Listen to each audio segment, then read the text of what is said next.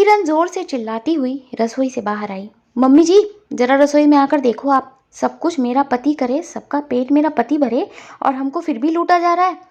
अपनी बड़ी बहू को इस तरीके से चिल्लाते हुए देखकर आभा जी परेशान हो गई और तुरंत आकर बोली, अरे क्या बात है बड़ी बहू, ऐसा क्या हो गया?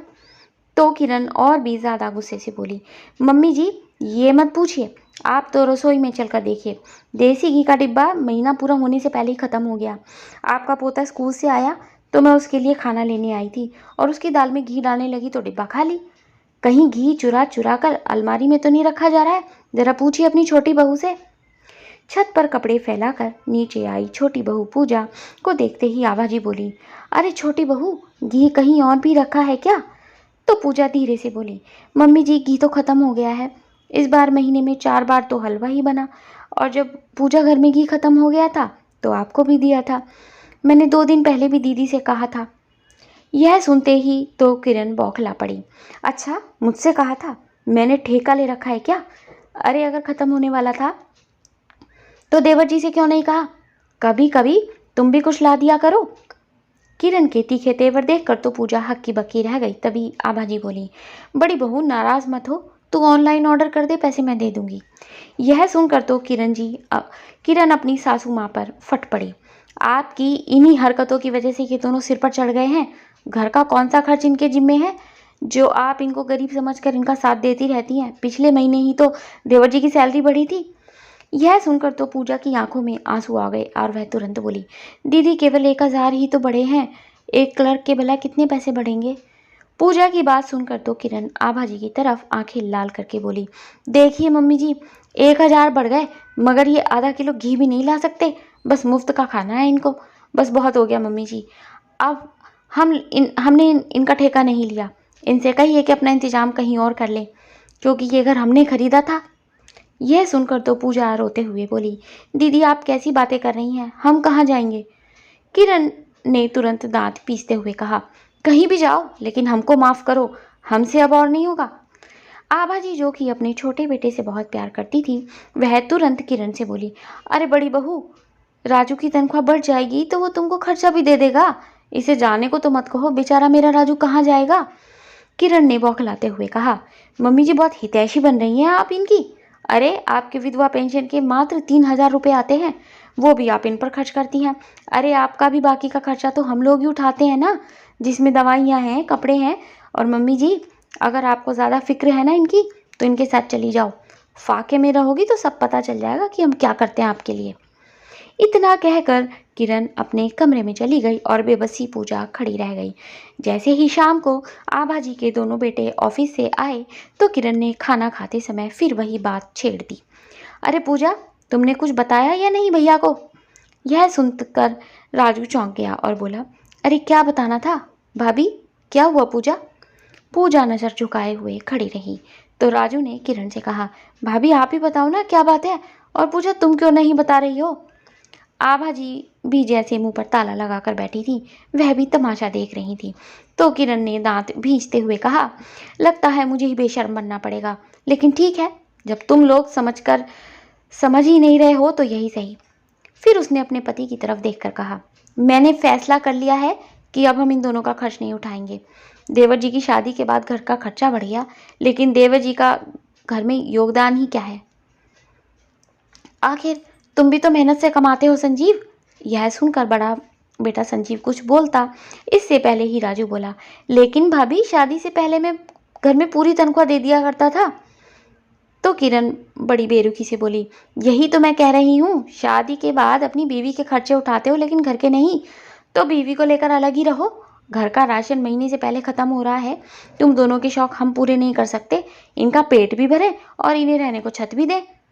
फिर तो राजू गुस्से से उबल पड़ा, कौन से शौक भाभी, और कैसी बातें कर रही हो आप? 2 समय की रोटी ही तो खाते हैं और बिजली के बिल में हिस्सा भी देते हैं। मेरी शादी के समय आपके इस घर में जो टूट फूट का काम चला था, उसके लिए भी लोन तो मैंने ही लिया था ना, आपको याद है ना? आपने पूरे घर के पर्दे बदलवा लिए थे, सारा खर्चा उस लोन में से हुआ और अब उसकी किस्त भी मैं ही दे रहा हूँ। इतने साल तक पूरी तनख्वाह आपके हाथ में देता रहा, तब तो आपने कुछ नहीं कहा।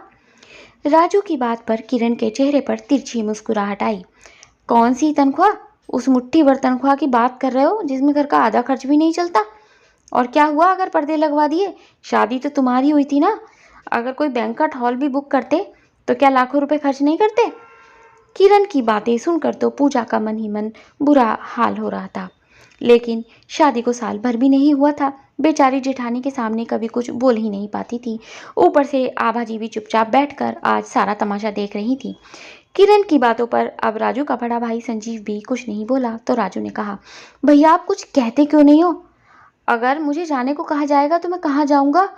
तो राजीव ने भी लंबी सांस भरकर कहा, देख राजू, तुझ पर मुझ पर अपने बेटे की भी जिम्मेदारी है। मेरे कंधे इस खर्च के बोझ से अब झुक रहे हैं। अब वक्त आ गया है कि तू अपना इंतजाम कर ले।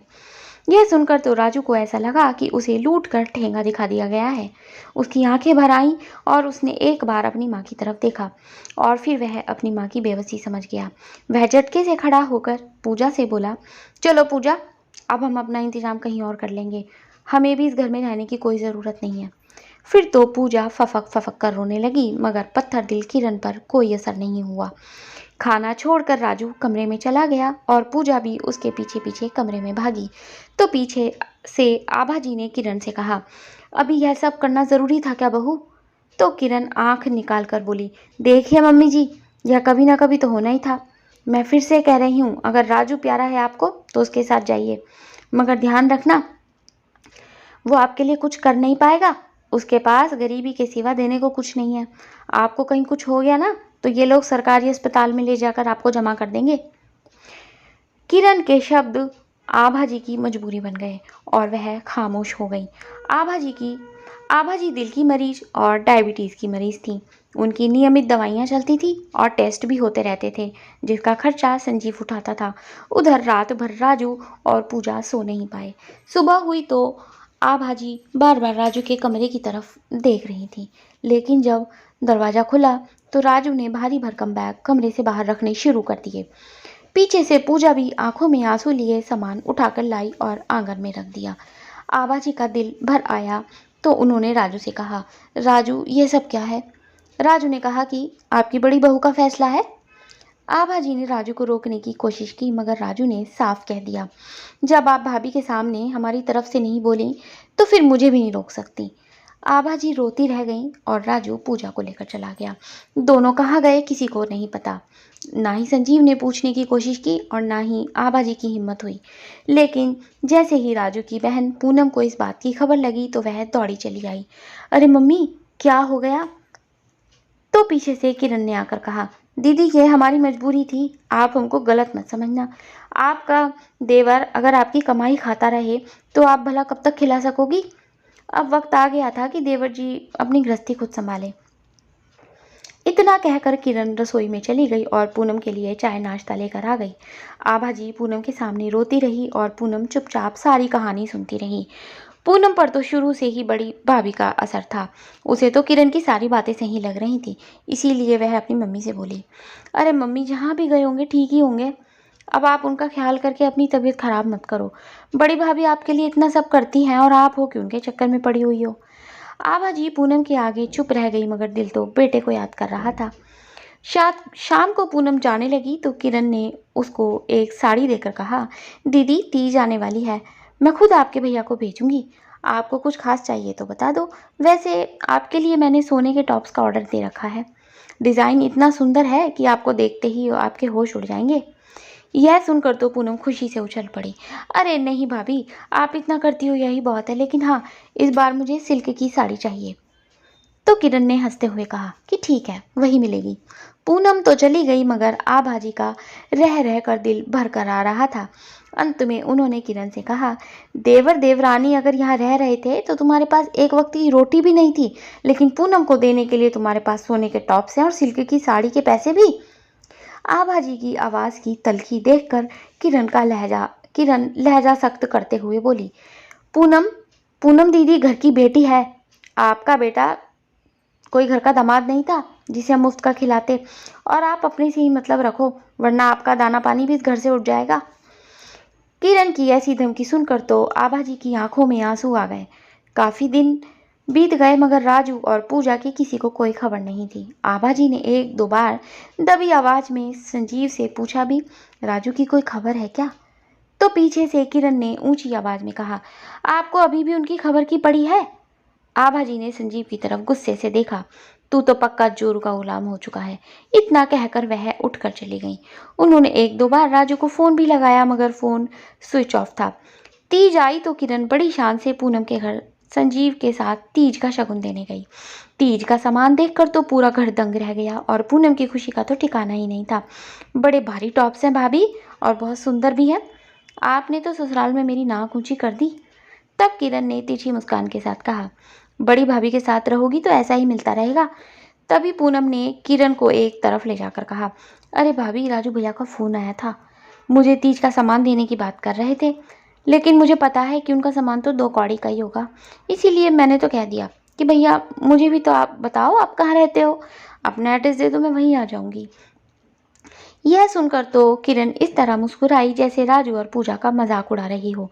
दीदी आपने सही किया, लेकिन एक काम करना, जब उनके घर जाओगी ना तो अच्छे से पूरा घर देख कर आना और मुझे बताना कि किस भिखारी हालत में रह रहे हैं। मैं भी तो देखूं, इतनी अकड़ के साथ गए थे तो अब पेट कैसे भर रहे हैं। पूनम ने कहा, फिर तो पक्का भाभी, उनके यहाँ से सीधी आपके पास ही आऊंगी। पूनम के ससुराल वालों पर महंगे सामान का रुतबा जमा कर किरण दिल ही दिल में बहुत खुश हो रही थी। पूनम ने राजू से फ़ोन पर उसका पता लिया और वहीं पहुंच गई। लेकिन जहां पहुंची वहां सामने बड़ी सी बिल्डिंग थी और वह इधर उधर देख रही थी। वह बड़बड़ाई, इधर तो कोई कॉलोनी नहीं दिख रही, ये तो बहुत बड़ी सी सोसाइटी है। लगता है गलत पता बता दिया। फ़ोन करके पूछती हूँ, पता नहीं किस झोपड़ी में रहते होंगे। पूनम के फ़ोन करते ही राजू ने फ़ोन उठाया और कहा, दीदी इस सोसाइटी के गेट पर गार्ड से कहकर ऊपर आ जाओ। यह सुनकर तो पूनम के होश उड़ गए। फिर उसे लगा कि किसी के घर में नौकर बनकर रहते होंगे। वह गार्ड के पास गई तो गार्ड ने भी राजू को फ़ोन किया और उसको अंदर जाने दिया। लिफ्ट से होकर वह एक फ्लैट में पहुंची जिसका नंबर दिया गया था। घंटी बजाते हुए उसका दिल धड़क रहा था कि पता नहीं यहाँ उसकी कैसी इज्जत होगी कि उसके भाई भाभी यहाँ नौकर हैं। लेकिन दरवाज़ा सजी धजी पूजा ने खोला, जिसे देखकर उसकी आंखें खुली रह गईं। पूजा ने मुस्कुराते हुए उसके पैर छुए और अंदर आने को कहा। राजू भी पूनम के पैर छूकर बैठ गया और हालचाल लेने लगा। आखिरकार पूनम के दिल में जो बार बार सवाल आ रहा था वह उसने पूछ लिया, यह घर किसका है राजू? तो राजू ने हंसते हुए कहा, हमारे मैनेजर साहब का घर है, उनका ट्रांसफ़र हो गया तो उन्होंने मुझे रहने को दे दिया। यह मेरी ईमानदारी और नौकरी का नतीजा है दीदी, कि मेरा प्रमोशन भी हो गया और अब मैं ऑफिस में सीनियर भी हूँ। पूजा ने पूनम के सामने महंगी कांच की ट्रे में ड्राई फ्रूट्स सजा दिए। तरह तरह की मिठाइयाँ और पकवान सामने रखते हुए बोली, दीदी कोई कमी हो तो बताइए। पूनम से तो कुछ बोलते ही नहीं बन रहा था। तभी पूजा की नज़र पूनम के कानों पर गई। अरे दीदी, ये टॉप्स आपने कहाँ से खरीदे? बहुत सुंदर है। तो पूनम कानों पर हाथ लगाकर बोली, ये तो मुझे बड़ी भाभी ने तीज पर दिए हैं। कहते हुए उसकी आवाज़ में एक घमंड सा था, लेकिन अगले ही पल उसके चेहरे का रंग बदल गया जब पूजा ने कहा, दीदी यह सोने के टॉप्स मेरे मायके से आए थे। मेरी बुआ जी ने मुझे यह दिए थे और काफ़ी समय से मिल नहीं रहे थे। मेरे पास तो उनकी रसीद भी आज तक रखी हुई है, क्योंकि बुआ जी मुझे खुद ले गई थी यह खरीदने के लिए। अब तो पूनम को कुछ समझ में नहीं आ रहा था कि क्या बोले। उसने सोच लिया कि इसका पता तो अब घर जाकर ही लगेगा। राजू ने तभी खाना ऑर्डर कर दिया। यह देखकर तो पूनम हक्की बक्की रह गई कि जिस भाई को 2 कौड़ी का कह रही थी उसके ठाठ तो उससे भी ऊंचे हो चुके थे। डिलीवरी बॉय खाना देकर गया तो तीनों ने मिलकर खाना खाया और उसके बाद पूजा ने एक महंगी साड़ी और एक सोने की अंगूठी पूनम के सामने रखकर कहा, दीदी ये आपके लिए है और लीजिए यह लिफाफा, इसमें आपके शगुन के पैसे भी हैं। फिर उसने कपड़ों का एक पैकेट और निकाला जिसे पूनम को देकर बोली, इसमें आपकी सासू माँ और जीजा जी के कपड़े हैं। इतना सब देखकर तो पूनम का दिल भारी सा होने लगा। वह तो सोच रही थी कि उसका भाई गरीबी से जूझ रहा होगा, सस्ता सामान उसके ससुराल देकर आएगा तो उसे शर्मिंदगी होगी, मगर यहाँ तो कुछ और ही हो रहा था। फिर तो पूनम बोली कि मैं चलती हूँ। अब तो पूनम को जल्दी से किरण के पास पहुँचना था। राजू ने जल्दी से टैक्सी बुक की और पूनम को विदा कर दिया। जो कुछ पूनम देखकर आ रही थी वह उसकी आंखों के आगे से जा ही नहीं रहा था। घर जाते ही पूनम सारे सामान के साथ सीधी किरण के कमरे में आई तो किरण बोली, अरे पूनम दीदी आ गई आप। कैसे हैं आपके छोटे भाई भाभी? कैसा है उनका टूटा फूटा घर? सामान पटक कर पूनम बोली, भाभी वो टूटे फूटे घर में नहीं बल्कि इतनी महंगी सोसाइटी में रहते हैं कि मेरी तो आंखें फटे रह गई। और ये देखो, ये सब सामान मुझे राजू के यहाँ से मिला है। और ये देखो सिल्क की साड़ी और सोने की अंगूठी, यहाँ तक कि तुम्हारे जीजाजी और मेरी सास के कपड़े भी दिए हैं। ऊपर से यह लिफाफा जिसमें 5,000 रुपये भी हैं।